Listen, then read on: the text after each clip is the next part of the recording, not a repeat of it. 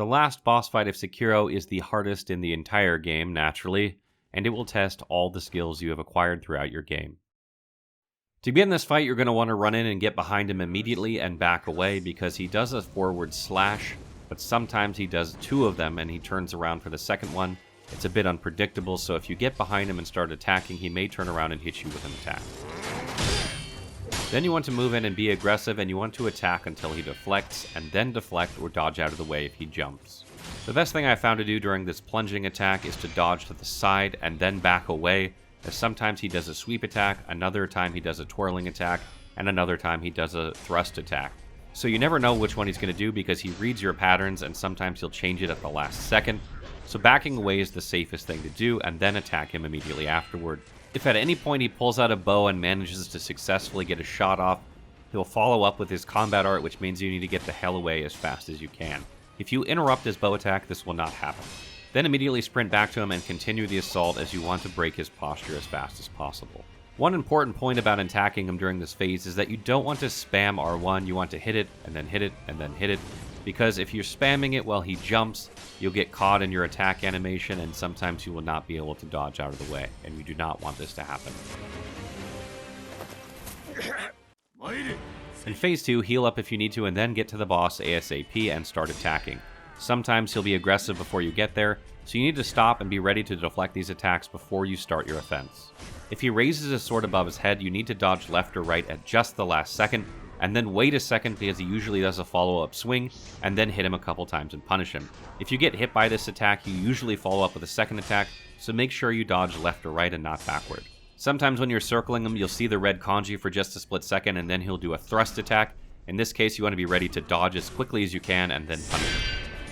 When you see him step back and put his sword into his hilt and it sort of glows for a second, you want to dodge left, pause for just a split second, and then dodge left again, and then punish him for his attacks. This is the easiest way to handle this move, as you will take no damage from posture or vitality.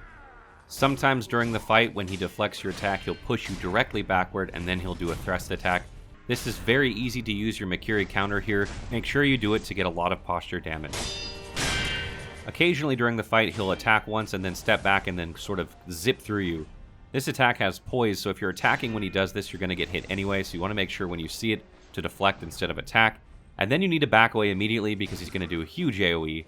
You can interrupt this with a Shinobi Firecracker, but I advise saving your Shinobi Firecrackers for the other phases and not wasting them here. When phase 3 starts, I like to run to the middle of the area so I have plenty of room to maneuver without falling off the edge, and heal up if necessary. In this phase, you want to keep moderate distance from the boss and have proper spacing, and you don't want to play overly aggressively because some of his attacks have poise and they'll end up damaging you if you just spam R1. Generally speaking, for this phase and the next, you're going to let the boss come to you. At the beginning of this fight, he's either going to do two things. He's going to run at you and jump, in which case you need to jump through and under him and get behind him and attack, or he's going to shoot his gun at you and go into a different combo. You need to wait and read which one of these is going to happen, because if you just assume it's going to be a jump, you're going to get shot by that gun, and if you're on a dead sprint, it's hard to deflect.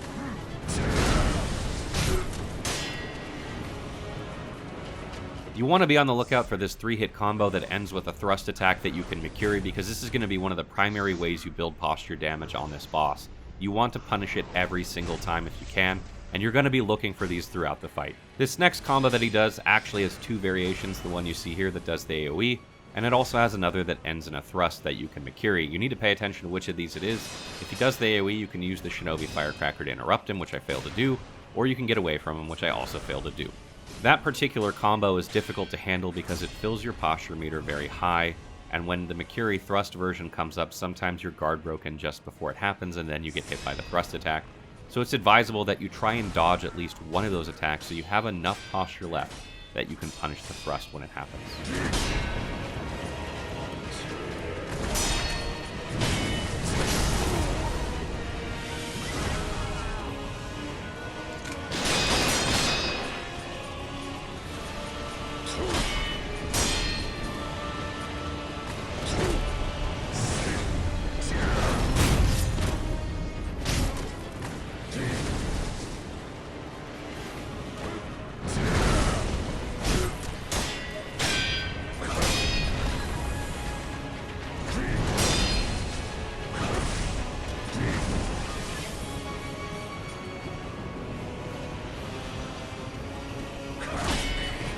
If he raises his sword above his head, he's going to do the same attack that he did in the previous phase, and the same strategy applies here. You're going to wait to the last second and then dodge left and then punish him. He also has a perilous sweep attack that he does during this fight, but it's extremely rare. I think I only saw it about a handful of times the entire time I was trying to get this fight down.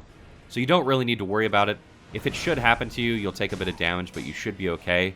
You can always jump over it if you read it, but try not to worry about learning that move too much because it doesn't happen that often. You can see here he does a different chain of spear attacks followed by a thrust that you can Mikiri.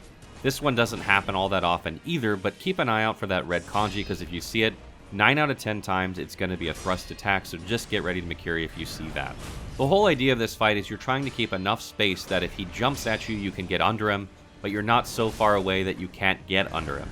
The other thing is it gives you time to replenish your posture by holding block while he's sort of walking around gauging his next move, and you have to manage your posture a lot during this phase, so you're going to be holding block in between attacks. Note that it's a very good idea to keep your vitality above 75% because your posture regeneration is affected by your total health. So if your health is under 75%, it's going to go down. If it's under 50%, it's going to be even less. And if it's under 25%, it's going to be even less. So make sure you heal up in order to make sure your posture regeneration is as high as possible.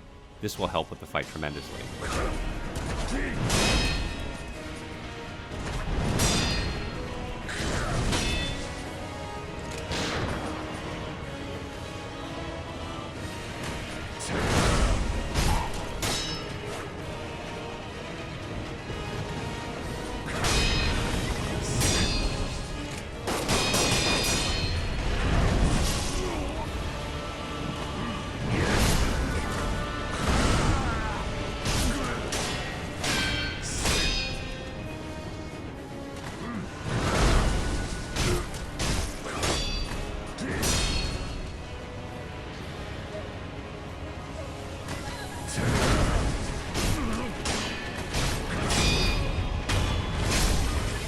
Phase 4 kicks off pretty quickly, no cutscene, no nothing, so get ready to go right into it. And sometimes he's going to do these wave attacks at you that the easiest thing you can do is dodge. If you deflect them, you'll take a little bit of damage, which isn't the end of the world, but try and dodge them if you can. There's usually two, just dodge 2 dodges real quick. In Phase 4, he'll add some lightning attacks to his arsenal, and the best way to handle these is wait until you see the red kanji, wait just a second, and then jump into the air and hit R1 when the lightning strikes you in order to fling it back at him. This will take off a lot of posture damage, and it'll give you a good opportunity to get some shots in him as he'll be stunned for a little bit. If you're having trouble doing this, it likely means that you're jumping too early and you're hitting the ground before your R1 can connect. The R1 has a bit of an animation, so it's not instant, so you need to hang in the air with enough time to pull off this maneuver. You can see there the variation he did with the thrust of the earlier combo I was talking about, and you want to punish that with a Mikiri. You'll notice that my posture was dangerously low because that combo takes off so much posture. This is one of the reasons it's very important you keep your posture as low as possible in between attacks.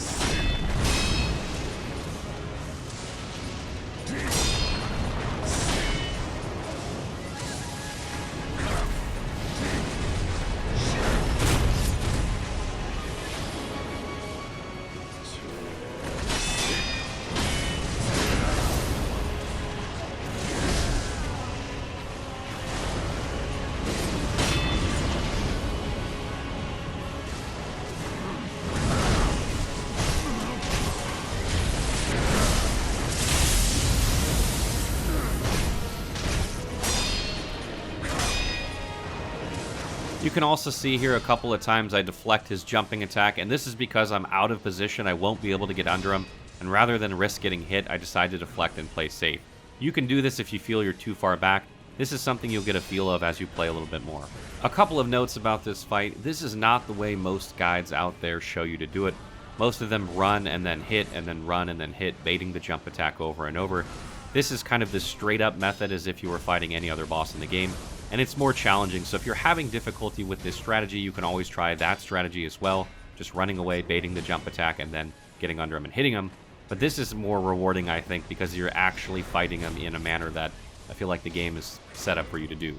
Also, as I did mention, the Shinobi Firecracker can interrupt his AoE very easily. I misread it a couple times during this fight, so you didn't see it.